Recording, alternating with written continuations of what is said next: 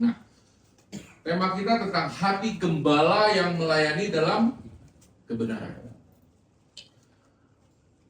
Sedikit cerita tentang Kingdom Seven Gathering. Puji Tuhan Bapak Ibu nggak satu bis dengan saya ya, karena saya di bis Cianjur saya memaksa untuk bernyanyi.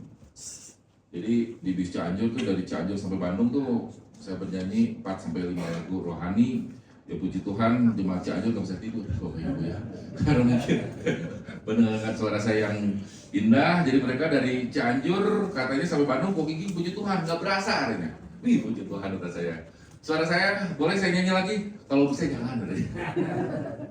Ya puji Tuhan ya, dari jam 5 pagi kita sampai jam 7 kalau nggak salah ya, sampai Bandung ya. Tapi puji Tuhan nggak ada yang pingsan sih, mereka bersuka cita semua. Di tema KSG itu sedikit banget pastor dari JPCC bilang kita harus bisa membangun hubungan, karena itu adalah salah satu hal yang membuat kita bisa bertumbuh di dalam Tuhan. Jadi membangun hubungan antar sesama. Terus ya puji Tuhan juga, dan pasti saya libatkan, kita mendapat kesempatan untuk melayani di gereja di Ciranjang. Kemarin kan nggak jelas tuh, nggak tetap gerejanya di mana. Nah sekarang nggak ada di gereja Bethel Pembaharuan Ciranjang di Palalango. Ya mungkin saya akan bagi ya, mungkin di bulan Mei Cianjur yang melayani, mungkin di bulan Juni Cipanas yang melayani, mungkin di bulan Juli Sukabumi yang ikut melayani. Ya puji Tuhan Bapak Ibu, kita bisa ada kesempatan untuk melayani di sana, dan pendetanya Pak Jaja sudah memberi kita kesempatan untuk bisa melayani di sana. Kembali ke tema, hati gembala yang melayani dalam kebenaran. Kita akan belajar di Yehezkiel Bapak Ibu ya. Kita akan belajar di Yehezkiel di pasal 34 terutama.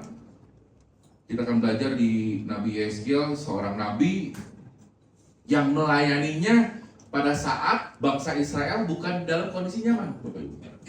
Tetapi pada saat bangsa Israel itu kalah dalam peperangan dan dibuang ke Babel.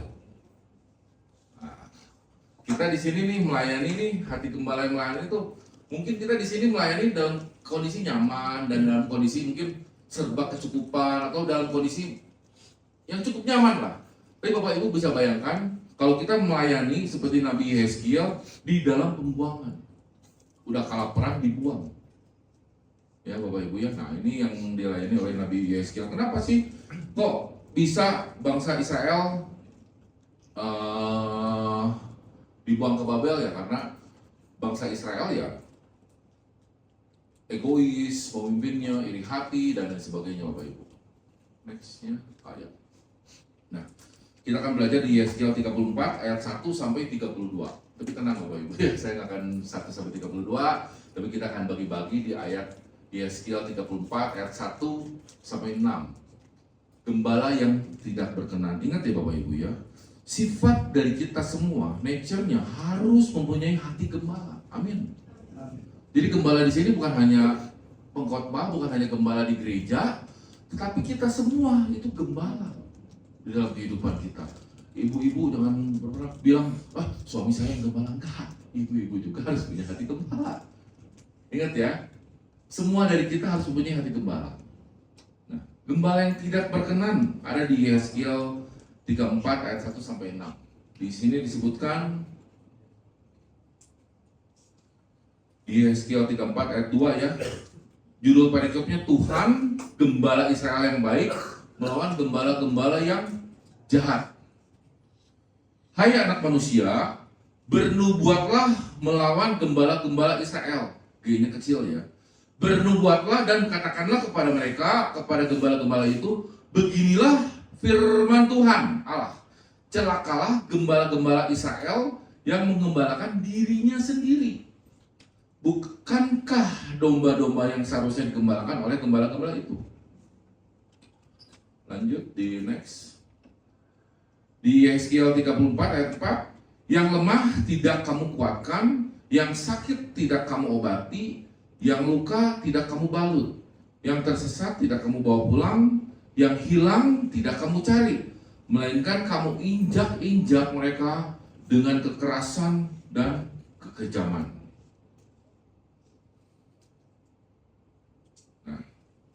Ini cirinya ya. Yang tidak baik kita singkat aja. Cirinya mementingkan diri sendiri, tidak menguatkan yang lemah, tidak mencari yang hilang, tidak menyembuhkan yang luka. Jadi Bapak Ibu, kita kalau sudah mengerti Tuhan, kita harus bisa menjadi karakter Tuhan. Tapi kalau kita tidak menjadi gembala yang benar di keluarga kita, di pekerjaan kita akan bersifat egois, mementingkan diri sendiri, tidak menguatkan yang lemah, tidak mencari yang hilang, tidak menyembuhkan yang luka. Dan akhirnya kita tidak bisa menjadi berkat, Bapak Ibu. Amin ya. Kita harus menjadi berkat di keluarga kita dan di pekerjaan kita, Bapak Ibu ya. Jadi kalau kita tidak bisa menjadi gembala yang benar, yang baik, ya kita hanya akan menjadi seperti ini gitu ya. Kita akan egois. Nah, saya yakin dan percaya di Cipanas tidak ada yang seperti itu. Nah, isi hatinya apa sih? Supaya kita ingin dikenal, supaya kita ingin dihormati, dan supaya kita punya posisi. Maka dari itu kita akan sulit mengenal Tuhan. Makanya bangsa Israel Selatan ini diserang 3 kali loh oleh orang Babel. Akhirnya hancur total. Yerusalem dihancurkan, bait sucinya. Pindah ke Babel. Nabi Yeremia pun, Nabi Yeskiel pun pindah ke Babel. Nah ini karena sifat-sifat kita. Nah kita sulit sekali ketemu Tuhan. Kita seakan-akan ketemu Tuhan, tapi kita tuh sebenarnya, Bapak Ibu, banyak di antara kita yang masih di Babel. Kenapa? Ya karena isi hati kita kebanyakan seperti ini. Gitu ya. Di nextnya, di maknanya pelayanan bisa terlihat sangat aktif secara fisik, tetapi jika hati salah, itu bukan lagi pelayanan, melainkan pemuasan kepentingan pribadi. Nah, sebelum kita kembali kepada gembala yang benar, Bapak Ibu, percaya kalau kita masih banyak sifat iri hati di hati kita, banyak sifat ingin kita ke gerejanya bukan berdasarkan belas kasihan kepada Tuhan, tetapi karena untuk kepentingan hasrat pribadi kita sulit ketemu Tuhan, Bapak Ibu. Ya, kita akan sulit ketemu Tuhan. Di dalam keluarga, suami, istri mementingkan kepentingannya sendiri, egois, sulit kita ketemu Tuhan. Ya. Jadi kalau kita dalam bergereja, berkeluarga dan bekerja, berbisnis pun, kita harus mempunyai sifat gembala. Amin. Jangan hanya gembalanya di gereja, tapi kita bawa sifat gembala Tuhan ke pekerjaan kita juga. Bukan hanya di Yerusalem, tapi kita harus ke Yudea, ke Samaria, sampai ke ujung bumi. Begitu, Bapak Ibu. Jadi, kenapa hidup kita diperbudak? Kenapa kita masih punya sifat egois di dalam hidup kita? Karena kita lagi belajar ke gembala yang tidak berkenan, yaitu siapa? Dunia ini. Sifat-sifat kebohongan kita yang kita praktekkan di dalam kehidupan kita, tapi kita berharap orang di sekeliling kita berubah. Ya mau gimana orang sekeliling kita berubah? Kita hanya harus membawa terang dulu. Kita harus membawa terang bagi sesama kita. Ya, yang seperti saya selalu bilang ya, hal senyum aja. Kita harus mau tersenyum. Biarpun orang itu nggak kenal kita, kita tersenyum. Kita mau ngajar. Saya lagi belajar kolaborasi sama Ricky. Saya bilang, Ricky, saya mau belajar sama kamu mengenai sesuatu lah. Saya mau belajar sama kamu. Biar apa? Biar kita jadi berkat. Amin. Saya mau menambah hard skill saya supaya apa? Bukan supaya saya dipermuliakan, tetapi supaya apa? Supaya orang lihat, oh ada Tuhan di hati dan pikiran kita. Amin. Tepuk tangan dong untuk Tuhan. Ya. Jadi gembala itu bukan hanya identik yang khotbah di sini, tapi kita semua harus mempunyai hati dan pikiran gembala, Bapak Ibu. Karena itu loh yang membuat orang tahu kita, akhirnya mereka mengenal Tuhan. Ya, jadi kita nggak mau egois ya, kita nggak mau seperti pemimpin-pemimpin bangsa Yehuda pada zaman itu, yang egois, hatinya isinya ilah-ilah lain, uang dan sebagainya. Penyimpangan rohani dan sebagainya. Kita nggak mau seperti itu. Akhirnya dihancurkan oleh Tuhan sendiri. Ya kan? Kenapa? Ya supaya belajar, berproses. Seperti itu. Makanya saya bilang ke papi, saya mau bawa Cipanas, Cianjur, dan Sukabumi untuk saling menjadi berkat di gereja lain pun. Nanti gereja di Ciranjang itu di Palawan, Bapak Ibu saya datang udah ke sana kemarin, kursinya puji Tuhan, reot. AC-nya nggak ada begini. Kemana? Dijual. Oh, luar biasa. Gagangnya ada, apa tempatnya AC. Makanya saya tanya, ada AC-nya nggak? Gagangnya ada. Udah dijual AC-nya. Oh, puji Tuhan. Itu. Panggungnya juga apa? Ini apa? Apa sih? Mimbarnya juga ini kepotong. Ini serius Bapak Ibu. Kok mimbarnya kok nggak persegi ya Pak Gajah? Kata saya. Pak Gajah ini gembak. Mimbarnya setengahnya kemana? Puji Tuhan, ini dijual sama jemaat. Luar biasa kata saya. Ada mimbar bisa dijual, saya baru tahu itu. Ini beneran, ini serius sama Ibu. Beneran. AC dijual, kursi dijual, mimbar pun dijual. Puji Tuhan kata saya. Nanti kita layani ya jemaat di sini, Pak. Ya kok gini, tapi ini seperti zaman Israel saja. Nggak apa-apa, memang itu tujuan kita ya. Biar jadi berkat bagi sesama ya. Jadi seperti itu. Baru kali ini saya ada mimbar dijual, baru tahu saya. Benar Bapak Ibu, benar. Nanti Bapak Ibu, nanti saya akan kirim di grup ya contoh gerejanya, nanti Bapak Ibu bisa lihat sendiri ya, ada mimbar dijual. Nah, begitu Bapak Ibu ya. Jadi kalau kita belajar ke dunia ini mengajarkan kita menjadi gembala yang tidak berkat.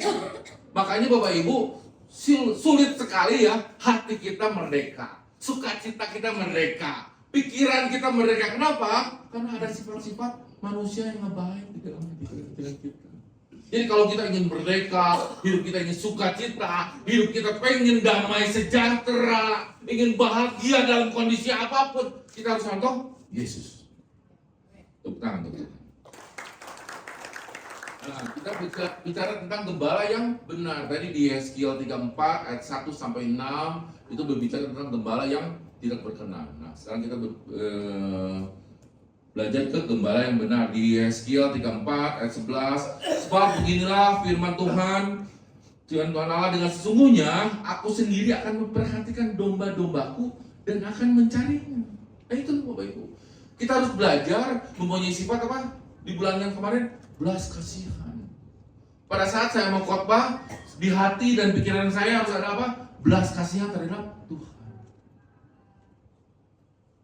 Jadi Bapak Ibu pergi ke gereja, compassion, belas kasihan terhadap Tuhan.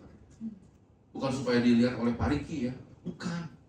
Supaya kita mau belas kasihan. Begitupun kita dalam bekerja. Tuhan, saya mau bekerja, biarpun hasilnya sedikit, tapi saya harus bekerja. Kenapa? Saya mempunyai belas kasihan terhadap apa? Tuhan, terhadap keluarga saya. Jadi pekerjaan yang kita lakukan pun akan fokus. Kita akan 100% memberi untuk Tuhan. Mengetik di grup pun, di grup gereja mau di grup ibu-ibu kayak kita harus mempunyai apa? Compassion, belas kasihan. Tuhan, saya harus jadi berkat nih di grup ini juga. Iya. Biar nama Tuhan dipermuliakan lewat apa? Lewat ketikan kita juga. Jadi dalam segala hal kita harus mempunyai belas kasihan. Supaya apa? Supaya lihat ketikannya. Indah ya. Anak Tuhan seperti itu. Gitu. Jadi kita harus memperhatikan domba-domba kita. Jadi yang memperhatikan domba itu bukan hanya gembala, tapi kita semua di sini nih. Kita semua. Kita harus jadi berkat. Ya. Next, di Yeskiel 34 ayat 14, di padang rumput yang baik akan kugembalakan mereka, dan di atas gunung-gunung Israel yang tinggi, disitulah tempat pengembalaannya. Di sana, di tempat pengembalaan yang baik, mereka akan berbaring dan rumput yang subur menjadi makanannya di atas gunung-gunung Israel. Luar biasa ya Tuhan ya. Udah orang Israel nggak benar, rakyatnya, pemimpinnya. Ini gembala-gembala Israel itu maksudnya pemimpin rohaninya, rajanya, rakyatnya, camatnya, RT-nya, saudara-saudaranya. Nggak benar. Tapi Yeskiel bilang apa? Tetap akan menggembalakannya. Nah, seperti kita Bapak Ibu, kita sudah tidak berkenan kepada Tuhan ya, tapi Tuhan tetap sayang sama kita kan? Tuhan tetap pelihara kita. Tuhan tetap support kita. Tuhan tetap beri kesehatan buat kita. Kita tetap dikasih lidah yang enak. Coba pada zaman COVID, lidah banyak yang enak tuh. Makanan enak gak? Gak rasa. Gak enak ya? Gak ada rasa ya. Tapi kita dikasih rasa sama Tuhan enak. Makanya kita dalam segala hal harus selalu bersyukur sama Tuhan. Amin. Ada waktu kosong, selalu saya bilang, ada waktu kosong, jadi berkat. Ada waktu kosong, telepon orang, berkati, doakan orang. Begitu Bapak Ibu. Ya, next.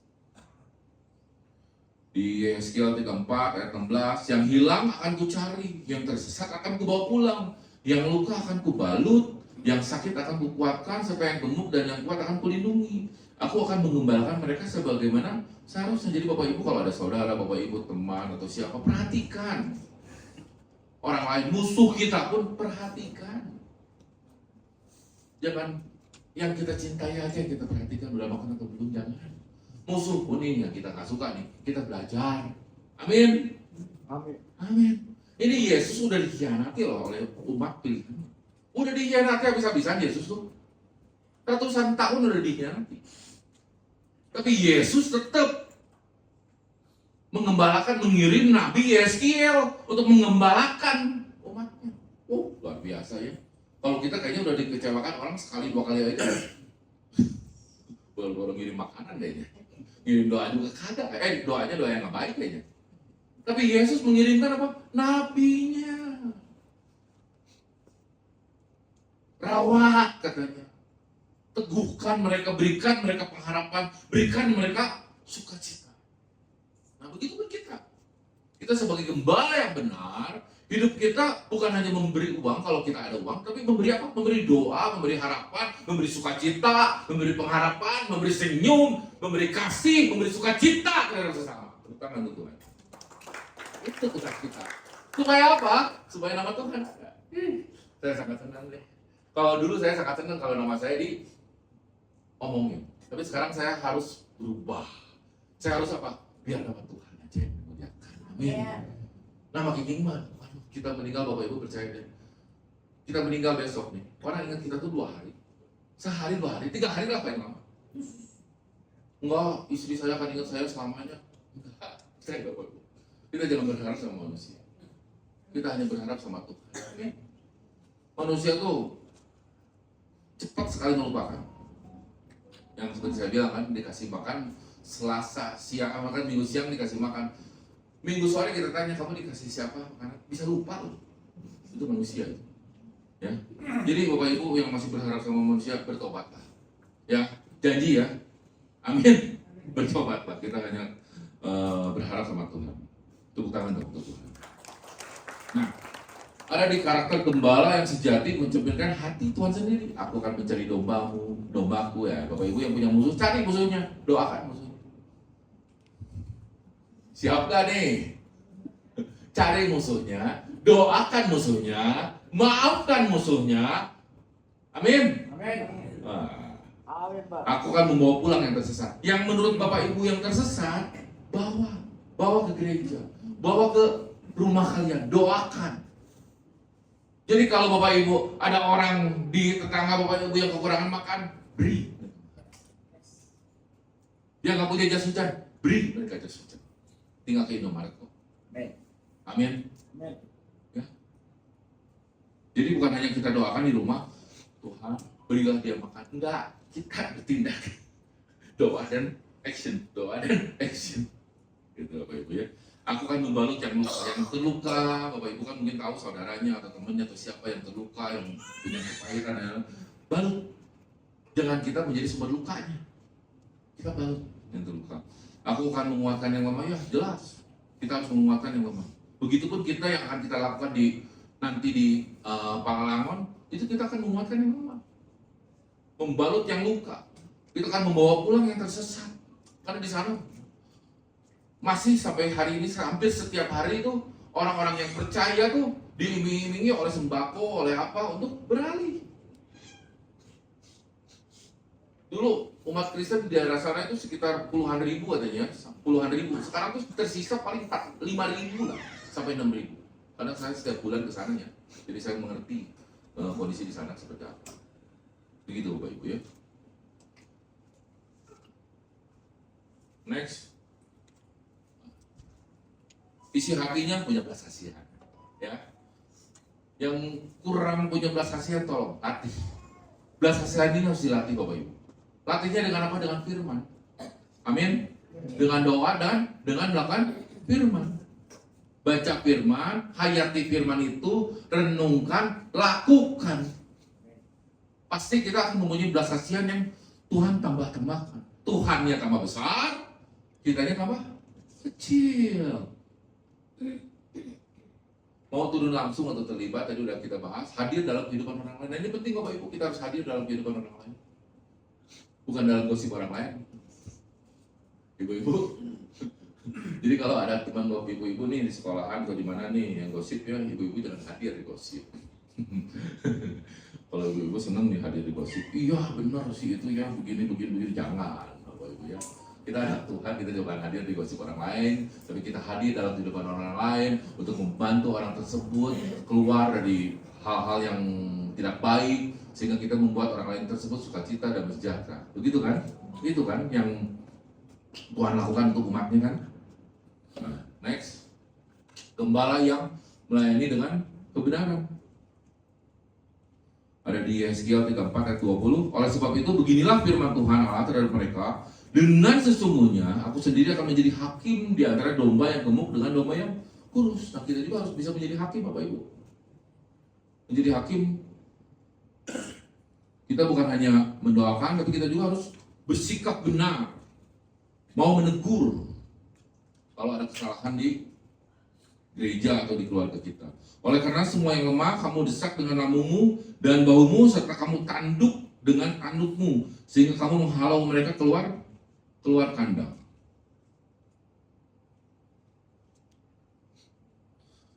Yeskiel 34 ayat 22, maka aku akan menolong domba-dombaku supaya mereka jangan lagi menjadi mangsa, dan aku akan menjadi hakim di antara dengan domba. Tugas gembala mencakup gembala menegur domba yang kuat namun menindas yang lemah, mereka yang egois dan tidak peduli sesama. Nah ini ada sedikit kesaksian Bapak Ibu. Puji Tuhan bukan rok Cipanas ya. Ini rok di Jawa Barat Bapak Ibu. Ada seorang suami sudah dikhianati oleh istrinya bertahun-tahun. Bertahun-tahun. Suami itu tahu. Suami itu jauh di sana, istrinya di sini. Jadi berbeda kota. Suami itu tahu, dia minta penguatan, oh Kiki saya pengen ceraikan. Saya pengen ceraikan. Suaminya ya, kata saya jangan, tahan, kita bersama Tuhan, kata saya. Tapi hati saya udah terlalu sakit. Ya suatu ketika sedang cerita dia WA chat saya, dia chat, oh Ging, terima kasih selama ini bertahun-tahun ya, hampir 5 tahun. Hampir 5 tahun Bapak Ibu, seminggu sekali dia telepon saya. Seminggu sekali. Ceritanya tentang perselingkuhan terus. Mumet juga ya Bapak Ibu. Mumet 5 tahun Bapak Ibu. Berarti ya kalau satu kali telepon 1 jam, seminggu sekali, seminggu berapa? 4 jam ya? Kali 12, 48 jam. 48 jam kali 5, berapa itu? Hampir 200 jam lebih. Tapi puji Tuhan apa? Di minggu terakhir dia ngomong, oh Ging, terima kasih, Yesus adalah Tuhan saya. Dan saya siap menjadi apa? Menjadi yang terdepan, menjadi salibnya Kristus. Biarpun istri saya seperti itu, tapi saya akan menerimanya, saya akan mengampuninya, saya akan memaafkannya. Kata saya, tepuk tangan untuk Tuhan. Luar biasa. Luar biasa. Saya siap menjadi Hizkia. Saya siap menjadi Kristus katanya. Wah, kata saya. Kata saya. Gitu. Dia sempat hilang tuh karena dia punya penyakit. Jadi Bapak Ibu ya, ini luar biasa Bapak Ibu orangnya ya. Saya udah bilang ke Pak Ami, boleh saya share tentang orang tersebut? Boleh, tapi jangan nama ya, Pak Inggam kalah. Orang tersebut luar biasa Bapak Ibu. Secara ekonomi dia nggak punya. Secara ekonomi, motor pun dia nggak punya. Motor nggak punya, apalagi rumahnya. Motor nggak punya, Tahu Bapak Ibu gaji dia berapa? Dia tinggal di kota besar ya. Kota besar loh, ingat ya. Gaji dia hanya 1.200.000. Gaji dia. Kerjanya dari jam 7 pagi sampai jam 10 malam setiap hari. Benar. Ini saya 5 tahun melayani dia. Ya bukan saya, Tuhan bersama saya. Karena kalau saya sendiri saya nggak sanggup, jujur aja. Setiap hari. Dia hanya libur di lebaran pertama dan Imlek. Jadi dalam 365 hari dia hanya libur 2 hari. Dan yang luar biasanya lagi apa? Dia punya penyakit di otaknya yang nggak akan sembuh seumur hidup. Nggak sembuh seumur hidup.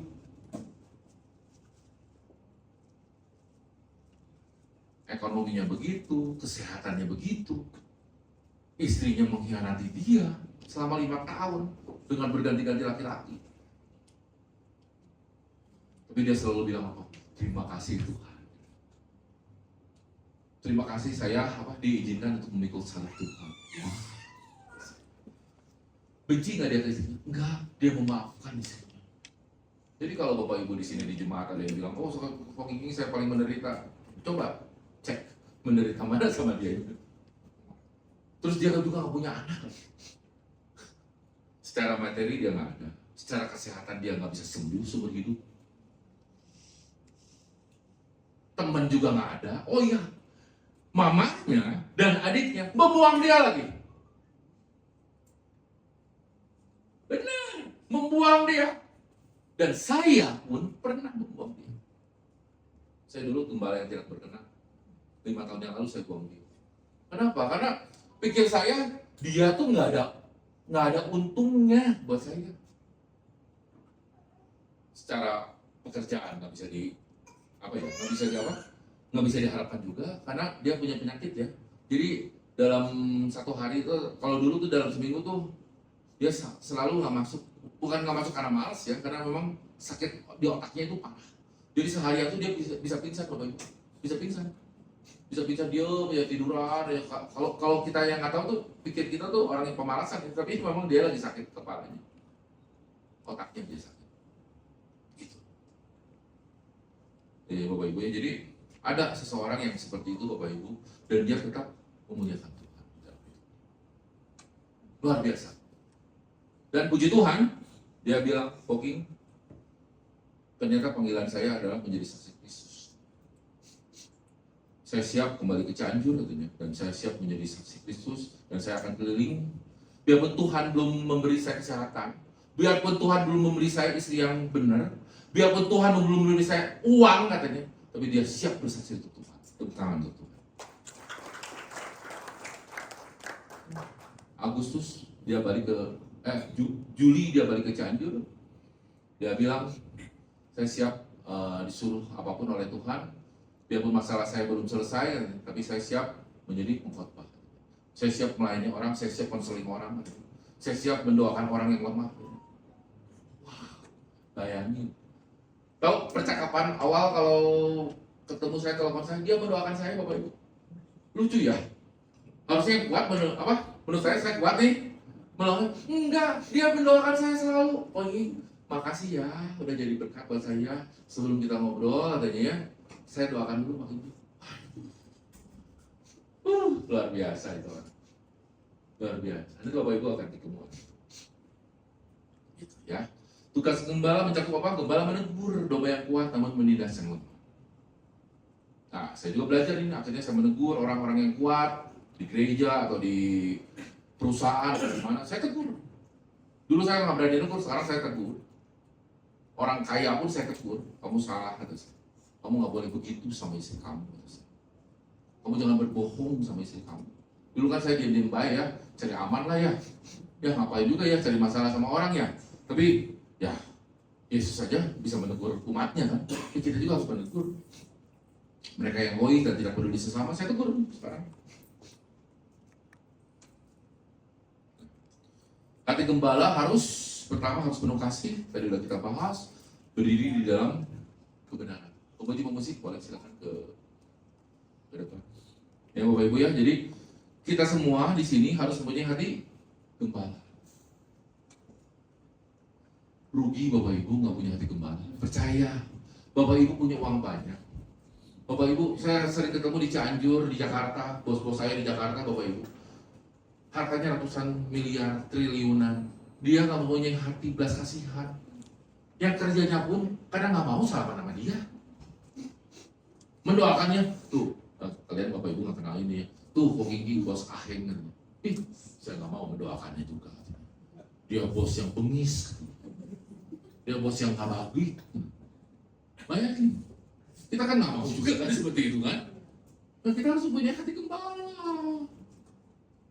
Supaya apa? Supaya kita dicintai juga sama sesama. Dicintai oleh Tuhan jelas, dicintai oleh sesama juga. Orang yang benci kita pun kita akan selalu tersenyum. Ya kan? Orang benci kita juga bodoh amat. Emang gue pikirin. Kita harus seperti Kristus. Karena itulah kemerdekaan kita satu-satunya. Firman Tuhan menjadi otoritas di dalam hidup kita. Amin. Amin. Saya selalu bilang keberhasilan terutama saya adalah merintis gereja dan mencintai sesama. Saya nggak pernah bangga mempunyai bisnis yang besar, tapi saya bangga mempunyai hati Tuhan. Amin, Bapak Ibu ya. Kita harus seperti itu, dan saya yakin dan percaya Rock Cipanas akan selalu menjadi berkat bagi sesama.